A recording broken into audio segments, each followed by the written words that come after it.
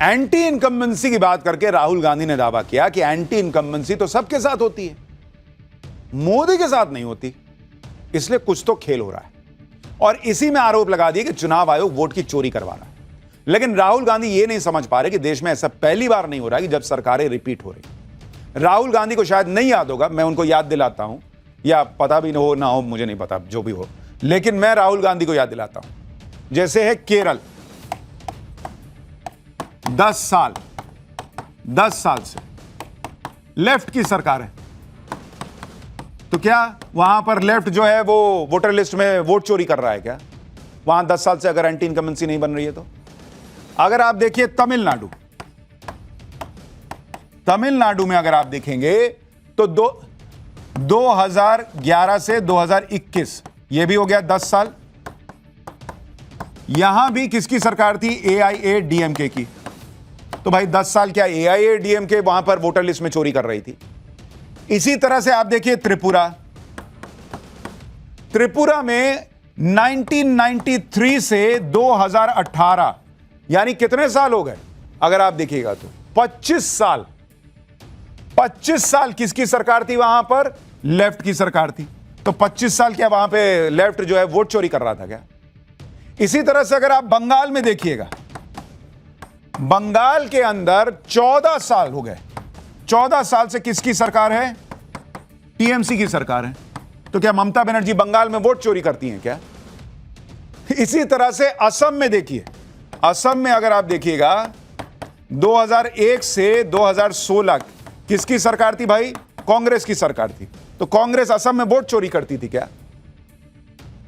भाई anti incumbency, आप अच्छा काम कर रहे हैं तो उस तरह से नहीं बनती है सत्ता विरोधी लहर।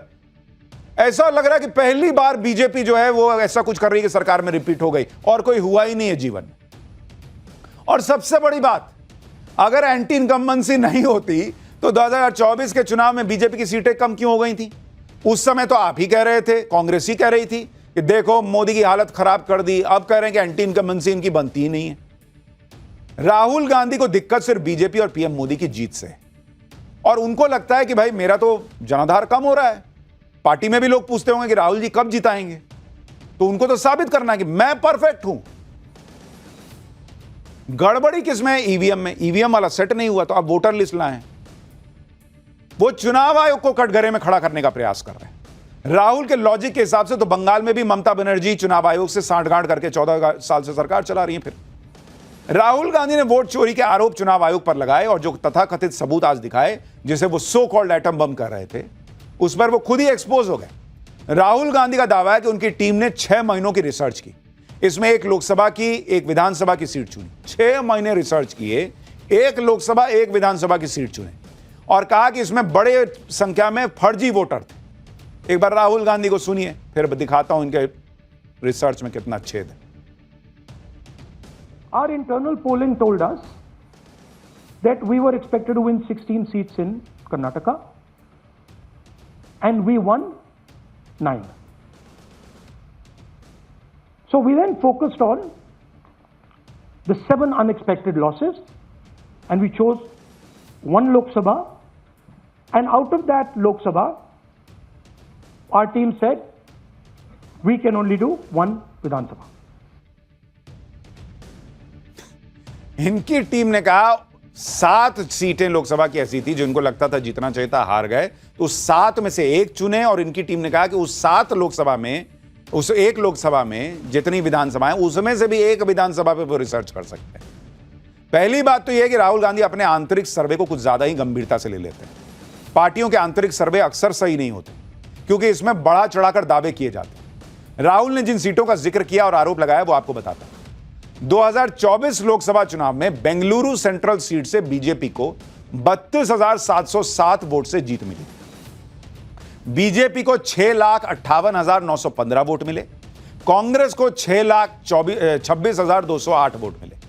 इसी लोकसभा क्षेत्र में महादेवपुरा विधानसभा सीट है, यहां बीजेपी को 2,29,632 वोट मिले, कांग्रेस को 1,15,586 वोट मिले। दोनों के बीच 1,14,046 वोट का अंतर था।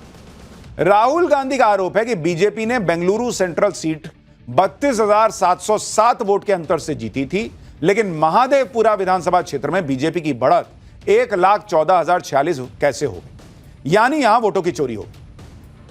अब राहुल गांधी बेंगलुरु सेंट्रल सीट का एग्जाम्पल देकर वोट चोरी होने का आरोप लगा रहे हैं, लेकिन बॉस वो फंस गए, क्योंकि कांग्रेस के साथ भी ऐसा हो चुका है। महाराष्ट्र विधानसभा चुनाव में धुले लोकसभा सीट का उदाहरण आपको बताता हूं। धुले लोकसभा सीट के अंदर 6 विधानसभा सीटें आती हैं। 6 में से 5 विधानसभा सीटों पर बीजेपी को बढ़त थी, लेकिन मालेगांव सेंट्रल सीट पर कांग्रेस को ऐसी बढ़त मिली कि कांग्रेस सीट जीत गई। मालेगांव सेंट्रल में कांग्रेस को 1,98,869 वोट मिले थे, जबकि बीजेपी को 4,542 वोट मिले थे। कांग्रेस को 1,94,327 वोट ज्यादा मिले थे। मालेगांव की वजह से ही धुले लोकसभा सीट कांग्रेस जीत गई। धुले लोकसभा सीट कांग्रेस 3,831 वोट से जीत गई थी। अब बताइए, अगर 1,90,000 प्लस वोट उस मालेगांव में नहीं मिला होता तो 3,831 वोट से बीजेपी हारती। लेकिन बीजेपी ने तो कभी नहीं कहा कि कांग्रेस ने वोट चुरा लिए वहां। हां, बीजेपी ने यह जरूर कहा कि वहां भयंकर मुसलमानों के वोट का पोलराइजेशन हुआ, जिसका फायदा कांग्रेस को हुआ। तो क्या राहुल गांधी अपने ही लॉजिक से अगर चलें तो उन्होंने धुले में धांधली करके चुनाव जीता था क्या? खैर, आप देखिए कि राहुल गांधी और उनकी टीम ने उदाहरण देने के लिए सीट भी क्या गजब चुनी। आज राहुल गांधी ने बेंगलुरु सेंट्रल लोकसभा सीट की बात की, लेकिन आप इस लोकसभा सीट की हिस्ट्री देख लीजिए। बेंगलुरु सेंट्रल लोकसभा सीट कांग्रेस 2009 में हार रही, 2009 से हार रही है। 2009 में तो केंद्र में यूपीए की सरकार थी। तो क्या 2009 में जब हारे थे तो बीजेपी ने मनमोहन सिंह से सेटिंग करा के, फिर चुनाव आयोग की सेटिंग करा के तब 2009 में सीट जीती थी क्या? इनके लॉजिक से चलें तो 2014 में भी यूपीए की सरकार थी, तब भी कांग्रेस ये सीट हारी थी। भाई 2014 में लोकसभा के चुनाव हुए, उसके बाद ना आए नरेंद्र मोदी। उस चुनाव में भी बीजेपी जीती थी जब 2014 के चुनाव हुए थे। क्या राहुल गांधी ये कहना चाह रहे हैं कि यूपीए की सरकार में चुनाव आयोग के साथ बीजेपी ने गठजोड़ कर लिया था, जिससे कांग्रेस को हार मिल गई? राहुल गांधी ने जिस महादेवपुरा विधानसभा सीट का उदाहरण दिया वो बेंगलुरु सेंट्रल लोकसभा सीट के अंडर आती है। उसकी भी सच्चाई देखिए। महादेवपुरा विधानसभा सीट 2008 में बनी थी और तब से बीजेपी वहां जीत रही है। देश में ऐसी सैकड़ों विधानसभा और दर्जनों लोकसभाएं जहां एक ही नेता दशकों से जीतते आ रहे हैं। राहुल गांधी को सबसे पहले तो अपनी रिसर्च टीम को कोहनी मारनी चाहिए कि बहुत बेइज्जत करा दिया। क्या लेके आया रे तुम लोग?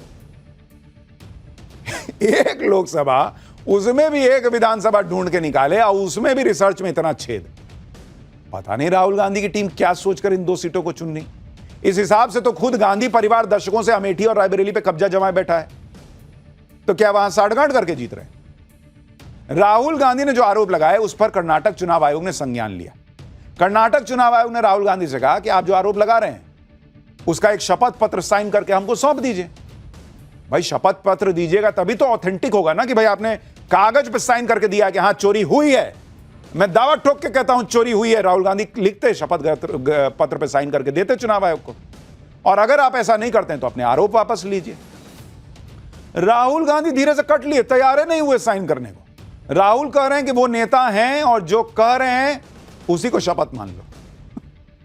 सुनिए राहुल गांधी को। I'm a politician. Okay. What I say to the people is my word. Right? I'm saying it publicly to everybody. Take it as an oath.